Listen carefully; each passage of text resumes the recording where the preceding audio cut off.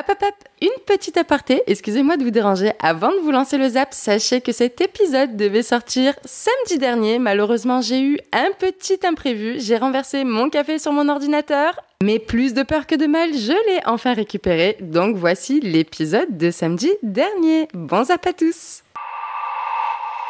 Zap Crypto, c'est tous les jours, toute l'actu crypto au même endroit. Bienvenue chez vous les zappeurs et zappeuses.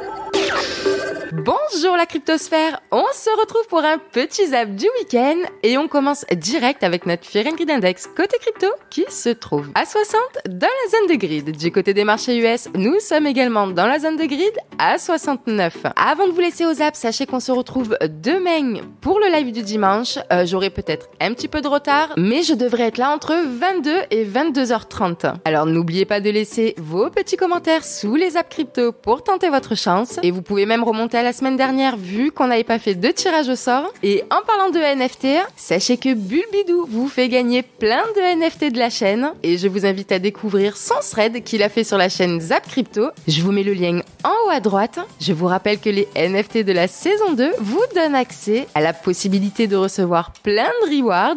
Et pour ceux qui voudraient en savoir plus, vous avez une petite vidéo qui vous explique tous les tenants et aboutissants des NFT de la saison 2 de Zap Crypto. Vous pouvez enfin vous installer confortablement. Votre Zap va commencer. Je vous souhaite une excellente vidéo ainsi qu'un excellent week-end. On se retrouve demain. C'était Zap Crypto. Je voulais vous parler maintenant d'un piratage qui a eu lieu, un flash loan. Le projet Platypus a été piraté sur la blockchain Avalanche. Près de 8,5 millions de dollars ont été volés par un flash loan. Le pirate a emprunté de l'argent, 400 millions de dollars sur AAV dans un flash loan, c'est quelque chose qui est assez classique. On peut emprunter de l'argent tant qu'on le rend dans la même transaction. Il a réalisé une série de transactions sur le protocole Platypus. Et en fait, il a trouvé une faille et il a exploité une faille sur Platypus. Je vous montre le code ici pour ceux que ça intéresse.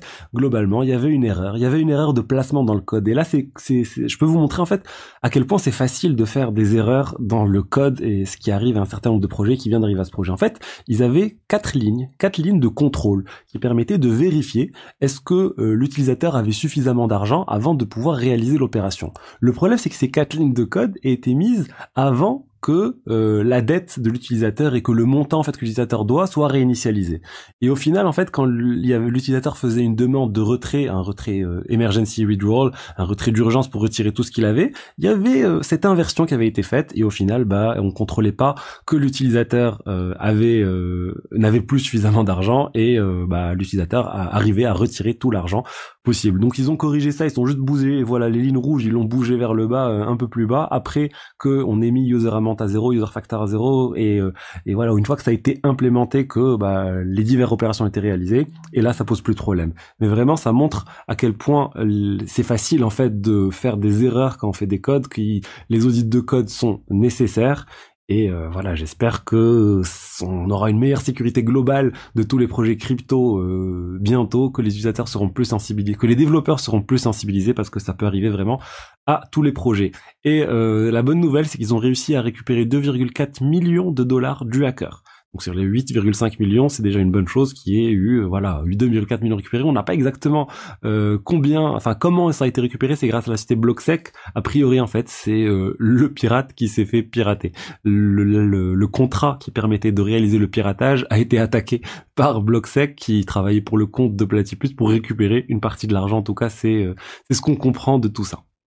La première actualité est une bonne nouvelle, en tout cas bonne nouvelle pour certains, et on a frôlé la catastrophe pour d'autres, même s'il y a quelque chose qui n'est pas totalement unilatéral et qui n'est pas uniquement une bonne nouvelle, on a réellement, je vous le confirme, évité le pire. En France, il y a eu un gros débat il y a de ça un mois, j'ai fait une vidéo qui s'appelait « Méfiez-vous » et qui expliquait qu'il y avait une proposition du Sénat pour rendre l'agrément PSAN, prestataires de services sur actifs numériques, obligatoire. C'est-à-dire que les sociétés devaient devenir agréées pour pouvoir proposer des services en France. Je ne vais pas vous refaire tout le pitch de la vidéo. Si elle vous intéresse, elle s'affiche juste ici et vous pourrez comprendre quels étaient les enjeux. En attendant, après cette proposition du Sénat, il a été rediscuté à l'Assemblée nationale et la proposition n'est pas passée. Il y a eu un entre-deux, c'est-à-dire le fait que l'agrément ne soit pas obligatoire, mais au contraire, il y a eu une proposition pour qu'il y ait l'enregistrement, ce qui était déjà en place, mais un enregistrement renforcé, sans pour autant aller jusqu'à l'agrément qui demandait d'augmenter des fonds propres ou d'obtenir une assurance RC Pro qui n'existait même pas. En attendant, c'est la commission mixte paritaire qui vient de rendre le jugement final et c'est donc un enregistrement renforcé qui va être imposé à l'écosystème, mais non pas l'agrément obligatoire qui selon moi aurait été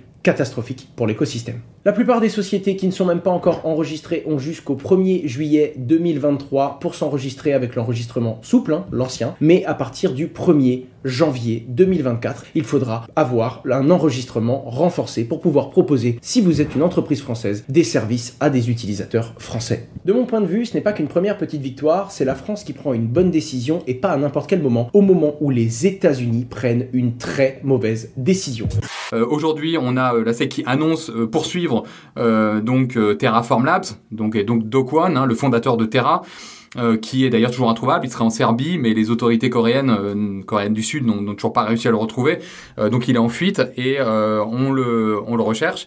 Il est en tout cas poursuivi par la SEC. Je pense que, et c'est ça qu'il faut comprendre, pourquoi ça pose autant de problèmes, pourquoi les stablecoins, parce que là il s'agit effectivement de, comme vous le savez, Terra s'est effondré en raison, c'était un stablecoin algorithmique, les UST, qui était adossé au Terra Luna, donc le Luna, le token natif de Terra, et le peg des UST était maintenu grâce au nombre de Luna en circulation.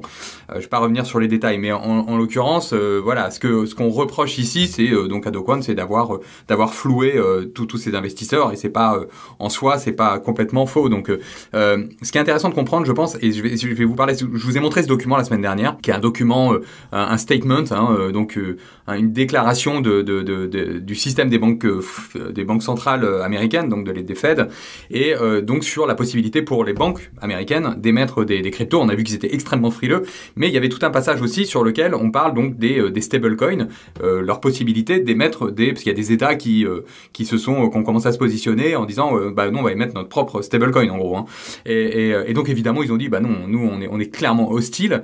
Mais la réalité, quand vous regardez bien, quand vous lisez ce passage, c'est clairement, et le plus intéressant est à la fin, importantly, donc le plus important, c'est que le board donc des banques centrales croit que les risques, les vrais risques en fait de ces stablecoins sont vraiment avérés quand la banque qui émet ces stablecoins n'a pas la capacité de vérifier l'identité et de toutes les entités avec lesquelles elle transacte, de toutes les entités qui vont utiliser après ces stablecoins. Vous voyez ce que je veux dire?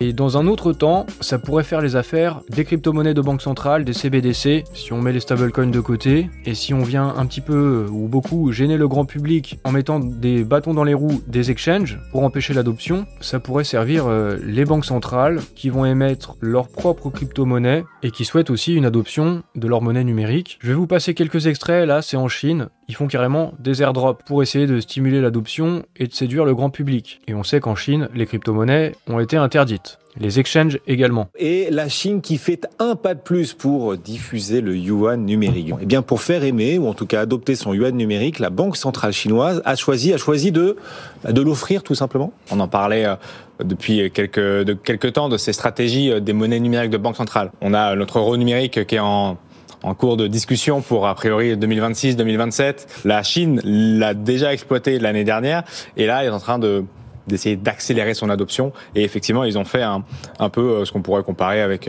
un largage aérien de monnaie comme on a pu le voir dans d'autres pays, mais moins ciblé. Un airdrop, c'est tout simple. Un airdrop comme on dit dans l'écosystème crypto-monnaie. C'est un airdrop du coup qui représente 26,55 millions de dollars, donc 180 millions de yuan. Donc des Chinois lambda possèdent déjà du yuan numérique. Ça y est. Ah mais ça effectivement depuis un moment déjà, ça fait plus d'un an que certains en possèdent, mais l'adoption pouvait stagner. Donc là avec cet objectif, le gouvernement local souhaite atteindre un niveau de transaction de 2000 milliards de yuan, donc environ 300 milliards de dollars de transactions sur l'année. Donc voilà, tous les moyens sont bons pour aller chercher cet objectif. Donc là, c'était un largage aérien très spécifique dans cette ville chinoise pour accélérer l'adoption et redynamiser l'économie locale. Allez, Bitcoin qui est l'ennemi juré du coup de la Banque Centrale Européenne parce que quoi? Des nouvelles restrictions. C'est marrant parce que ça me rappelle nos premières vidéos où la Banque Centrale Européenne disait que le Bitcoin c'était insignifiant et qu'ils s'en foutaient. Mais s'ils s'en foutent, beaucoup, hein.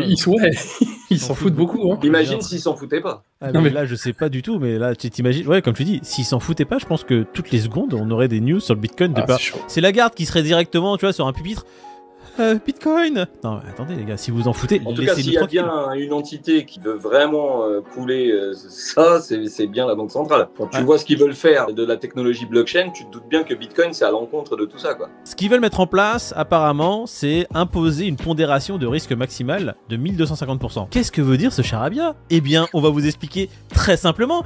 Une pondération de risque maximale de 1250%, en termes simples, si la banque veut avoir 10 000 euros de crypto-monnaie, elle doit avoir dans ses coffres, pour backer les 10 000 euros de crypto-monnaie qu'elle achète, 125 000 euros en backage, qu'elle ne peut pas Exactement. utiliser, qu'elle ne peut pas toucher. Et au-delà de ça, je crois qu'elle n'a pas le droit de dépasser 1% de ses fonds. Qu'est-ce que ça va faire concrètement, ça? Moi, c'est mon avis, c'est que ça va freiner fortement les investissements des banques, du coup, dans le domaine des crypto-monnaies. S'il y a moins d'investissements, surtout sur les crypto-monnaies, les crypto-actifs et le Bitcoin, ça va repousser petit à petit. Pas t'inquiéter, Moïd. est-ce Les que- banques, ouais, elles auront est-ce que- bien affaire avec les MNBC de la Banque Voilà, centrale. c'est Tu ça. t'inquiètes pas. La crypto, elles en auront, mais pas celle que tu penses. Ah, Est-ce que les institutionnels n'ont pas déjà pris un petit peu d'avance sur les banques, tu vois? Non, mais les institutionnels, clairement, depuis qu'ils sont rentrés, là, on va dire fin 2019-2020, on a vu que le marché est complètement parti en... D'accord? Moi, ce que j'aimerais, c'est que les banques aussi se mettent vraiment au même diapason. Donc que le Bitcoin, tu vois, qu'il arrête de faire sa petite courbe lente montée, non, qu'il fasse un truc exponentiel et qu'il explose tous les records. Mais les banques, elles veulent. Hein. Dès qu'il y a de l'intérêt, Moïd, les banques, elles veulent. Hein. Mais c'est pas dans l'intérêt de la Banque centrale. Moi, j'ai de gros doutes sur l'existence même ou même l'intérêt même d'un Bitcoin au FAC. En tout cas, pour moi, ce sera pas Bitcoin, ce sera autre chose, parce que tu perds l'intérêt même de Bitcoin, qui est l'intérêt de ne pas être capturé ou capturable. Et je crois, moi, personnellement, que les États sont capables de s'approprier Bitcoin et ça, c'est les gros débats qu'on a avec les autres Bitcoiners, pourquoi pas implémenter du fiat sur Bitcoin ou implémenter je ne sais quelle autre monnaie, voire des CBDC, en utilisant juste le protocole et le réseau Bitcoin avec ses propres règles, avec les taxes implémentées nativement dans leur protocole. Mais on s'en fout, puisque ce sera en layer 3 et que s'ils imposent ça aux commerçants, voilà, c'est eux qui ont les tanks et la police, et voilà, on pourra pas faire grand chose à pouvoir changer d'état, tous aller à El Salvador, c'est une option. Mais, au final, Bitcoin is for enemies, c'est-à-dire que rien ne pourra empêcher Bitcoin et permissionless, l'État de faire ça s'il veut. Et après, libre aux citoyens d'accepter ou pas. Dans tous les cas, ce sera pas dans le layer 1. Ça ne peut pas être dans le layer 1. Ce sera forcément dans d'autres layers qui vont implémenter leurs propres policies et leurs propres règles qu'on va rajouter avec telle ou telle barrière à l'entrée dans ton layer. Donc pour moi, ces choses-là ne peuvent pas, en tout cas ne doivent pas concerner le layer de base, le consensus de Nakamoto. Parce que si ça arrive, on a perdu. C'est le monde à l'envers. D'habitude, c'est les États-Unis qui installent des postes avancés un peu partout dans les pays, dans le monde, ou des trucs dans le genre, quoi. Là, c'est le Salvador, projette d'un commun accord avec l'État du Texas d'y créer une ambassade du Bitcoin. Ouais, vous avez bien entendu, c'est totalement what the fuck. L'ambassadrice du Salvador, Milena Mayorga, l'a tweeté après s'être entretenue avec Joey Esparza, le secrétaire adjoint du gouvernement du Texas, donc ça a pas l'air d'être du flan. Même si la nouvelle me paraît totalement folle, quand on voit la SEC qui se bat de toutes ses forces contre les cryptos et le Bitcoin, le Texas, lui, au calme, il crée l'ambassade du Bitcoin. C'est un peu comme s'il leur faisait un putain de gros doigt. Le but de cette ambassade serait de développer l'adoption au Texas, qui, on le sait, fait déjà partie des États avec le plus de mineurs de crypto des USA. Après, ça veut pas dire que la population locale a particulièrement adopté les cryptos dans leur manière d'investir. En tout cas, ce qui me plaît dans tout ça, c'est le pied de nez que fait le Salvador à tous ceux qui peuvent critiquer les choix de Nayib Bukele, son président, notamment avec son choix de prendre le Bitcoin comme monnaie officielle du pays. Et là, on a des news super catalysantes. On l'a partagé, je l'ai donc partagé sur Twitter, on en a parlé, je crois que c'est avec José qui nous l'a partagé le premier dès que c'est sorti. Hong Kong veut devenir un hub crypto, quasiment un hub crypto mondial. En fait, il y a tout le monde qui se bat pour devenir un hub crypto mondial. D'ailleurs, ce que fait Gary au niveau de la SEC, c'est une belle connerie, hein. Je pense pas être le seul à le dire, mais en fait, il est tout simplement en train de mettre des bâtons dans les roues par rapport à une potentialité vis-à-vis d'une rupture technologique à venir. Je pense qu'il va vite se faire stopper, hein. Sachez-le, au niveau de la SEC, je prends ça que pour du FUD, actuellement. Il est en train de mettre un coup de pied aux fesses à CZ. C'est probablement tout à son honneur, et il veut défendre les intérêts des États-Unis. C'est pas pour ça qu'il va embêter Circle, et c'est pas pour ça qu'il va embêter Coinbase. Et généralement, c'est comme ça qu'il se rémunère, hein. À coût de 50 millions de dollars ou à coût de 90 millions de dollars d'amende pour dire on met fin au procès.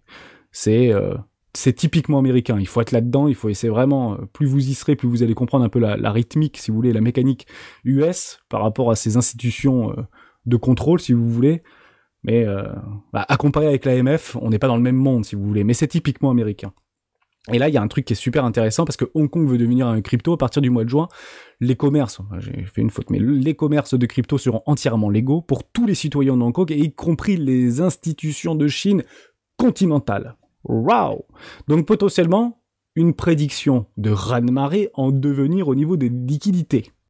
Au niveau du calendrier économique, nous avons eu des nouvelles. Donc encore une fois, inscription au chômage qui baisse, inférieur à ce qui est planifié. On est dans quelque chose qui est plutôt positif en termes d'économie. Malheureusement, on n'a pas l'impression du tout que c'est la représentation des différences industrielles, parce que l'indice manufacturier est en négatif et moins 24,3. Moins 24,3, c'est un très très gros chiffre. Pour vous donner une idée, quand on revient un petit peu, quand est-ce qu'on a eu des niveaux comme ça, c'est la période Covid. D'accord, c'est la période Covid, donc il y a une véritable incertitude très forte au niveau des industriels sur l'avenir réellement de leur industrie et de ce qui va se passer. Et ça va jouer, et c'est ce qui joue aussi fortement dans la conceptualisation d'une potentielle récession. C'est qu'on a des chiffres qui sont plutôt positifs, mais à côté on a un mood, donc on a un sentiment de marché, un sentiment des industriels qui est plutôt négatif, et il faut le prendre en considération pour la suite. Et puis autrement, mais il faut quand même saluer le cocorico du jour, le CAC 40, qui a donc battu un nouveau record d'altitude envers et contre tout. On a l'impression que le CAC 40 est immunisé contre absolument tout, hein. Donc bon, déjà vous avez forcément le luxe qui cartonne, parce que le luxe c'est l'avenir, la réouverture de la Chine c'est la solution magique pour absolument tous les problèmes économiques du futur. Donc le luxe cartonne. À côté de ça, vous avez eu les chiffres de Carrefour, vous avez les chiffres de Dassault qui vont très bien. Dassault va très bien. Bon, Dassault, on comprend un peu la raison, hein. On sait bien qu'acheter de l'armement c'est mal, mais enfin ça arrange quand même bien quand on peut faire du pognon avec. Et donc du coup, tout ce genre de boîte cartonne, ça tire le CAC 40 à la hausse, et on a l'impression qu'il est vraiment immunisé contre à peu près tout. Mais l'un dans l'autre, eh bien, tout le monde est hyper euphorique sur le marché français. Et donc, le CAC 40 est quand même au plus haut de tous les temps dans l'environnement dans lequel on est. Et ça, je trouve quand même que c'est assez magique. Donc, il n'y a pas que des mauvaises nouvelles aujourd'hui. Et donc, pour faire simple, en daily, le niveau de validation d'un dollar qui serait beaucoup plus fort, c'est une cassure des 105,4 points, à peu près. C'est notre précédent sommet qu'on doit maintenir. Ok. Donc le level il est ici, ok. Si on casse ça, derrière il y a des probabilités de rentrer dans une dynamique qui pourrait faire ça, et donc on aura un retracement du dollar potentiellement plus fort. Quels seraient les objectifs de ce retracement plus fort? Tout simplement 38,2. 38,2, donc ça serait environ les 106 points, ok. Donc peut-être qu'on peut juste méchier, pas casser ce level, chasser les stops, venir tester 38,2 et repartir, mais ça sera le premier niveau. Aussi un autre level, le même exercice ici, hein, mais retracement de moitié, et donc à ce niveau-là, les 107 points, toute cette zone, ok. Si vraiment le retracement il est très strong, zone de rechargement de short 109 et 111 points. Mais si on fait ça, je vous assure que le gold il se fait défoncer, le S&P se fait défoncer, et il faudra s'attendre à un dollar très fort, S&P Nasdaq très faible, et potentiellement les cryptos très faibles. Pourquoi? Parce que les assets à risque, s'ils dump, seront faibles, ok. Donc là, hier, bougie extrêmement pas jolie. Elle est juste chercher la fin du cluster de liquidation. Et après, c'est un petit peu revenu. Il y avait aussi un petit cluster qui était plus bas. Ici, ça va tester là aujourd'hui, la Kijun est là, moyenne mobile 50 monthly au 23 300 $. Donc là, vous comprenez bien que si jamais on a une belle bougie qui éclate, alors faut éclater Roger. Hein, alors il faudrait, le must, ça serait le dimanche soir à 1h du matin, une clôture weekly. Si dimanche soir à 1h du mat, on a une clôture au-dessus des 25, c'est bullish. Mais, comme nous, on est prudent, on demande double confirmation. C'est-à-dire que si dimanche soir, on clôture au-dessus des 25, on veut la confirmation de dimanche prochain aussi clôturer au-dessus des 25. Parce que defect out, c'est-à-dire tu clôtures au-dessus et après, bim, tu te retournes, on en a eu assez, si tu veux. Donc, on préfère avoir double confirmation pour être bien. Bon. Maintenant, donc ça, scénario bullish, ok, on fait de la belle bougie daily ou weekly et on commence à pousser, tout ira bien. Si jamais on perd les scénarios bear maintenant, scénario bull, bon, c'est les 25, t'as bien compris, tout le monde regarde les 25. Hein.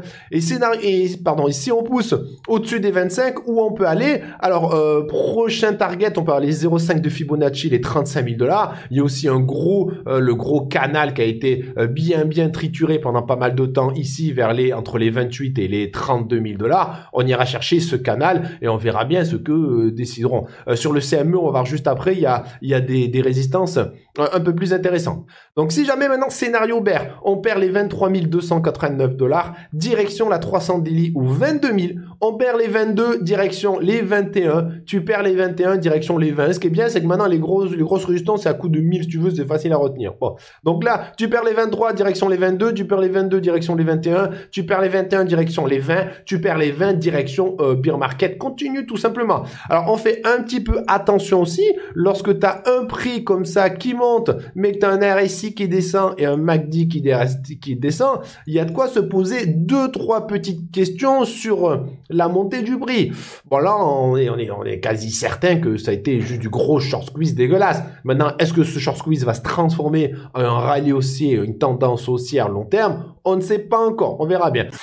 News suivante qui concerne Tencent. Tencent, le géant chinois qui est derrière bien sûr WeChat, c'est une entité vraiment faramineuse. Ils sont aussi très axés gaming, ils ont beaucoup d'interactions dans les boîtes gaming, c'est vraiment un énorme truc et franchement personne s'y attendait puisqu'ils ont fait un partenariat avec Elrond Multivers X et franchement personne s'y attendait puisque en plus Multivers X c'est un truc qui est quand même plus on va dire français européen, donc vraiment du coup le token il a fait des dingueries, vous irez voir mais il est passé de genre 45 $ à 54, un truc comme ça, donc vraiment une dinguerie et on reparlera de Elrond puisque hier ils avaient le soi-disant blue chip de la collection sur Elrond qui était censé sortir, donc on en reparlera. En tout cas du coup article très intéressant. J'en profite aussi bien sûr pour vous dire que d'ailleurs vous avez ici le token, là voilà la petite courbe du token par du coup Opium. Si jamais vous avez besoin d'infos sur Elrond, suivez du coup Opium, c'est un mec qui bosse très étroitement avec du coup la team Elrond et il est au courant de tout, donc n'hésitez pas à le suivre, vous aurez pas mal de news. Et derrière ce voile se cache la clé pour résoudre les problèmes du Battle Pass. Mais attention, ce qui se cache derrière va probablement heurter la sensibilité des plus fragiles d'entre vous. Ce que je cache ici va résoudre les deux problèmes qu'on a aujourd'hui sur les passes de combat. Le premier, on va pas se mentir, c'est qu'on accumule 80% d'objets qu'on n'utilisera jamais, soit parce qu'on les trouve moches, soit parce qu'on les a débloqués pour un perso qu'on n'utilise pas. Et le deuxième problème, c'est que si on veut un skin d'un précédent Battle Pass, mais qu'on l'a raté, on est baisé, on pourra plus jamais l'avoir. Je vais donc maintenant lever le voile sur la solution à ces deux problèmes, et il va falloir me dire en commentaire si vous êtes pour ou contre, puisqu'il va clairement y avoir deux camps, puisqu'il s'agit des NFT. Et si vous êtes contre, laissez-moi 30 secondes pour vous expliquer en quoi c'est une solution. Déjà, tout ce que vous accumulez dans votre Battle Pass et dont vous ne vous servirez jamais, vous pourrez le revendre, l'échanger ou le donner. Donc déjà, ça règle le premier problème. Les trucs dont vous ne voulez pas retrouvent une utilité. Et ça règle aussi le deuxième problème, parce que si vous avez raté un skin du Battle Pass, peut-être que quelqu'un d'autre cherche à s'en débarrasser et à le vendre. Et si vous le voulez, vous pourrez lui acheter. C'est aussi simple que ça. Et si jamais vous y voyez des côtés négatifs, je vous invite à les partager dans les commentaires pour qu'on puisse en discuter. Mais je suis certain que les NFT vont débarquer de toute façon dans nos jeux, donc autant s'y faire et se familiariser tout de suite avec ce qu'ils peuvent nous apporter. Si tu n'es pas rassasié, retrouve à gauche le Zap Crypto de la veille et à droite le Zap Crypto de l'année dernière, jour pour jour. Tu as trouvé une ou plusieurs actus intéressantes? Fais-le moi savoir en commentaire.